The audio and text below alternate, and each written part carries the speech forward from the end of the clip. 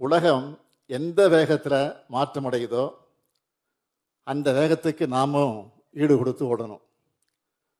கொஞ்சம் அசந்தாலும் அவுடேட் ஆகிடும்னு சொல்லிடுவாங்க.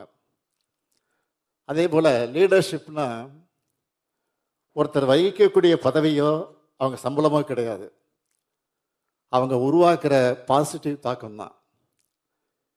இந்த ஏஐ காலத்தில் உங்களுடைய நேர்மை தான் உங்கள் அறிவை அளவிட உதவும். வெற்றிக்கும் ஒழுக்கத்துக்கும் இடையே சமநிலை மிகவும் அவசியம். எத்தனை மாற்றங்கள் வளர்ச்சிகள் வந்தாலும் சில பேசிக்ஸ் எப்பவுமே மாறாது. அதில் நீங்கள் ஸ்ட்ராங்காக இருக்கணும். இதுக்காக பெரிய பெரிய புத்தகத்தெல்லாம் படிக்கணும்னு இல்லை. எல்லாத்துக்கும் பொருந்துற அடிப்படையான மேனேஜ்மெண்ட் பாடங்களை நம்ம திருக்குறளே நிறைய இருக்குது.